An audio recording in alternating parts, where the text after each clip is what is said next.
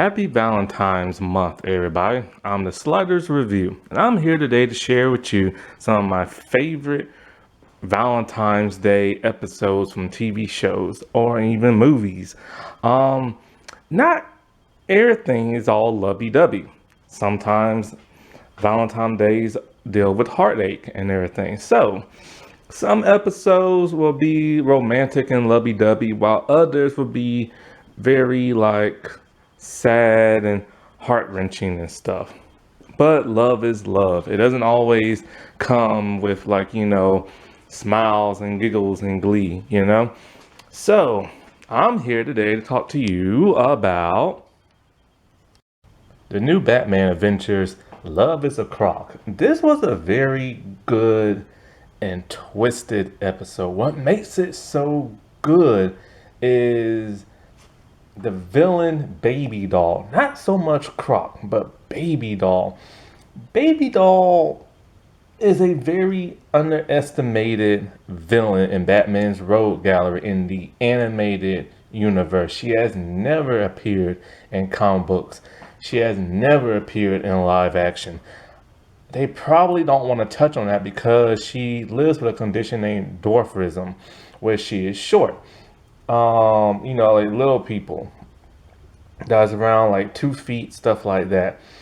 However, I think this would be a great way to show diversity in the comic books, because I think they've had short characters before and also live action. Um, when you watch her, because she's only been in 2 episodes, Batman the animated series and the New Adventures, it is very compelling. It is very touching. It is very raw, deep in emotion, and she's voiced by two different voice actresses who brings very compelling realism to dwarfism and just like this one character. However, the actresses who play this don't suffer from dwarfism. They're just average height women. This is back when cartoons didn't really care about representation. Now they do.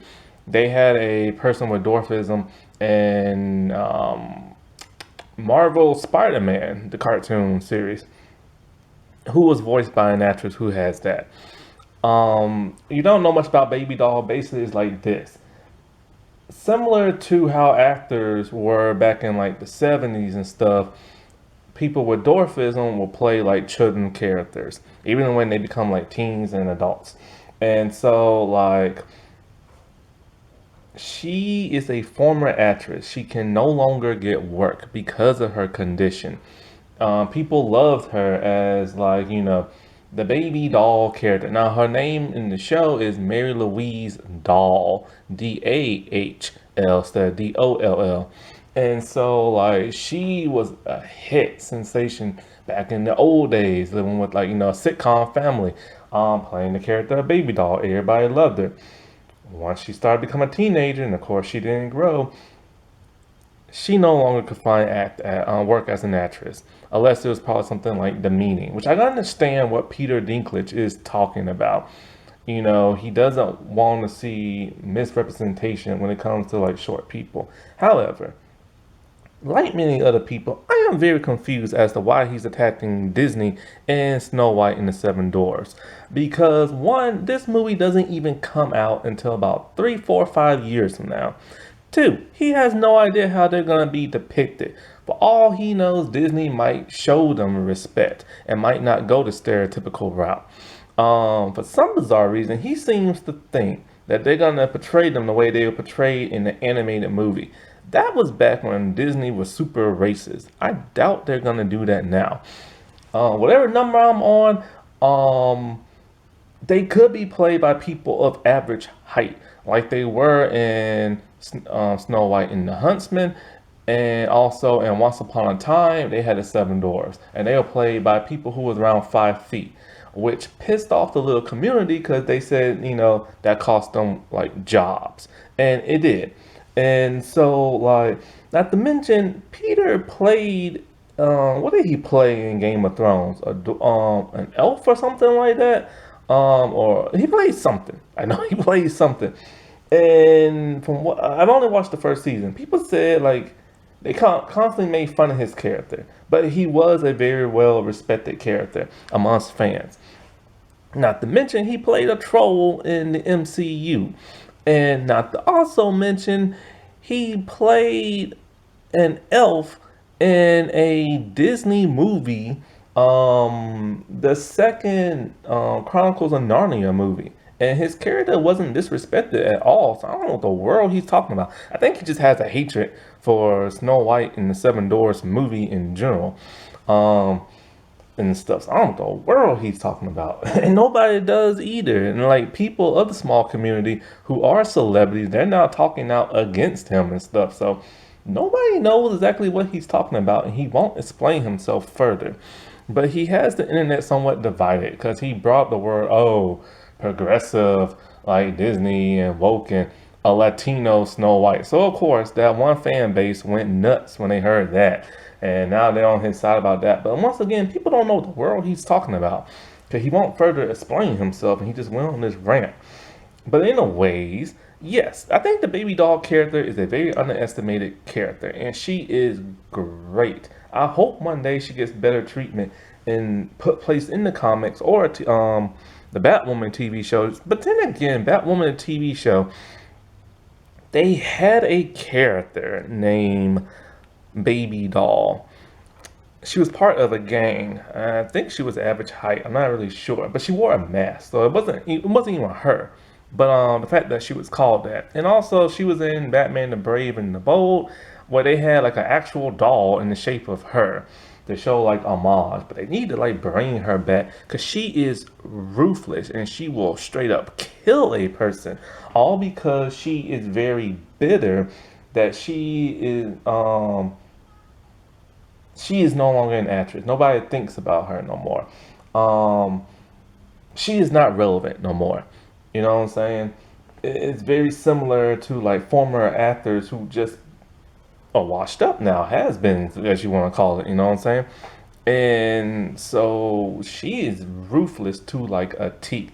And the first episode she's in Batman Animated, my God, and I said that's a compelling episode. It is compelling. Watch it.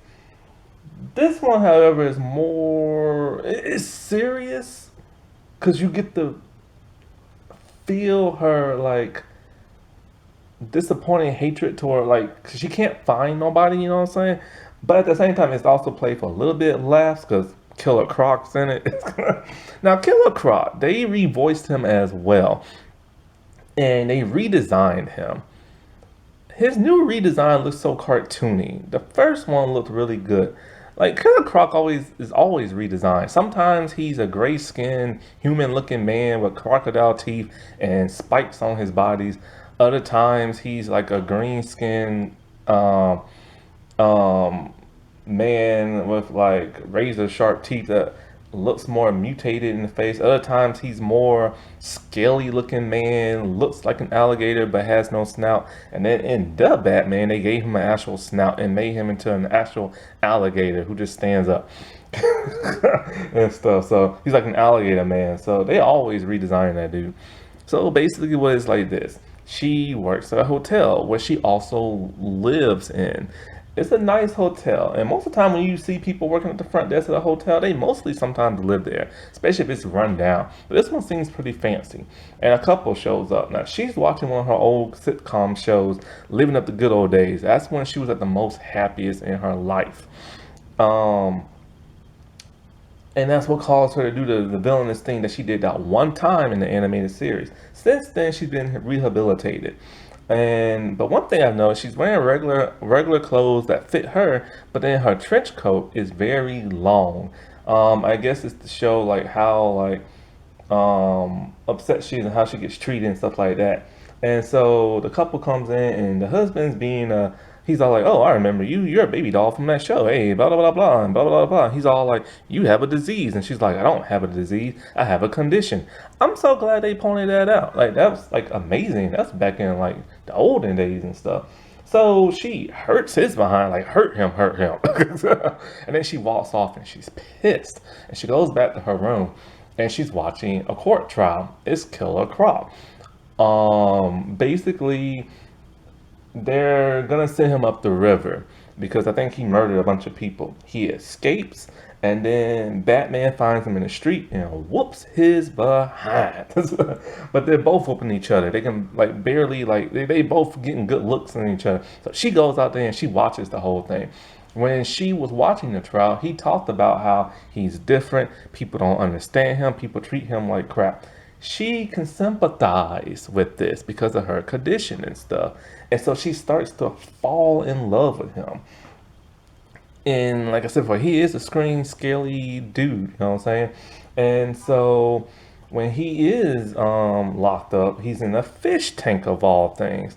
They really went out their way to like make him look embarrassing. So she feeds him raw chicken, and they show that on TV. And this Killer Croc, not only is he redesigned, he's a lot stronger than he was in the animated series. He can catch a batarang in his mouth and chomp it up and swallow it. He could never do that in the other seasons. And so she helps him escape. Now, one thing that's very bizarre and interesting is that when she does help him escape, she now has like all these like gimmick type like weapon tools that she came up with, like electricity type stuff, bomb type stuff. I don't know how she came up with all this stuff because she had an assistant last time and she had goons and stuff. But yeah, so she helps them escape and they go on like a Bonnie and Clyde type thing. And so like the new like couple of Gotham who's just wreaking havoc and they're stealing lots of money, which catches the attention of Batman and Batgirl. And so when they try to stop them, they can't. And it's to the point where they get their butts whooped and stuff. And they're fighting at a casino. And a huge casino table falls on Batgirl as Batman's trying to beat up on Croc but can't. And so when they make their escape, it's funny because Batman sees Batgirl all hurt and injured. And he's like, come on, we gotta go. And she's like, I'm fine, thanks. And so like Baby Doll, like I said before, because she's now going by Baby Doll again. And but when she's in her villainous state, she acts like a child again. She acts the way she did on her sitcom, because that was her most happiest time. And it's very cringy to watch her act like a little kid, you know what I'm saying? Because she plays with toys and everything else. But she's psychologically damaged in the head, so I get it, you know what I'm saying? I don't know how that would ever translate on live TV. People might find that insulting, but once you understand her, you will get it. So he doesn't want to spend no time with her, but he's loving the fact that they making all this money. And so when their plans get forward by Batman one time, he decides he's gonna go on his own and meet some other chicks that are his size and everything. Because he doesn't want to be with her. He doesn't like her. She is upset by this and she spies on him. He comes out the strip club with two women, and after spending some money, and he tells them how he's gonna ditch Baby Doll and everything, how he's just using her. Tears are coming out her eyes. She is ready for her revenge. So she tells him this time it's the big time, it's the last caper and everything. Because he planned on stealing all the money and leaving her. They're gonna blow up a nuclear power plant. And they're gonna ransom for a lot of money. And so Batman, he finds their hideout, him and Batgirl, and they go there. And just like in the first episode I reviewed, Batgirl trips an alarm and it blows up in their faces. She does not learn her lesson. And so like when they're at Baby Doll and them are at the power plant, he's all like, okay, so somehow she knows how to work that. I don't know how she knows how to do all this stuff. So he's all like, okay, so we're gonna ransom off the nuclear power plant in the city and this and that and get lots of money, right? And she's like, nope. She ain't playing around. She's having suicidal thoughts. She's all like, once the reactor gets critical, me and you are gonna die in a blaze of glory and take the whole city with us. And he's all like, you're nuts. And she basically tells him, you don't screw with me and everything. Like, she ain't playing around. She is willing to go out and nuke herself and him just because he cheated on her and don't want her and played her. When Batman shows up, Batman like kicks him to the ground and he's like laying on the ground, right? And he tells Batman, she's nuts. She's gonna blow us all up. Batman kicks him in the face before he can even finish the sentence. So him and Batman going at Batman's just a whooping on him, right? But then when they're in the power plant, it shows that Batman's costume is upgraded. His mask or the little ears is now made of metal. So when the big fan is trying to like cut his head off, it just ricochets off like the metal of the mask and stuff. And so they're constantly like going at it. And then at some point, Baby Doll decides for some reason hey, she wants to live. And she's gonna try to stop Croc. So she sees Batman tranquilizer thing has fallen out like his belt. So she grabs it and she zaps like Croc with it and everything. He's all like, ooh, he's pissed. He's all like, look, you cross me, double cross me. You know, he was gonna double cross her. He tries to kill her. He picks her up and he tosses her over the balcony into that little thing with the metal fan that's gonna like cut her in a million pieces. So Batman swoops in and he saves her and everything. And then so Croc, he's so enraged, he's gonna take a giant like pipe thing and just like clobber Batman with it. But he grabs the wrong one. He grabs the one with all the hot steam and water. Batman tries to like stop him, but it's too late and Croc is completely taken out. Only for Baby Doll to then cradle Croc and with tears flowing out her eyes, talking about it could have been just me and you. We could have lived our lives in peace and together. But you never wanted that because you never wanted me. It is so sad and tragic. This is why she needs her own screen live action appearance, man. Like they would knock it out the park, but they have to find an actress who's her size. Now there is one, I forgot her name, even though I follow her. She's a legit actress, not a reality star, not a porn star, not a wrestler or nothing like that, or some embarrassing type thing. She's a legit actress, and they give her legit acting jobs where she plays like lawyers and stuff. She would be great in this role. Now, wasn't that romantic?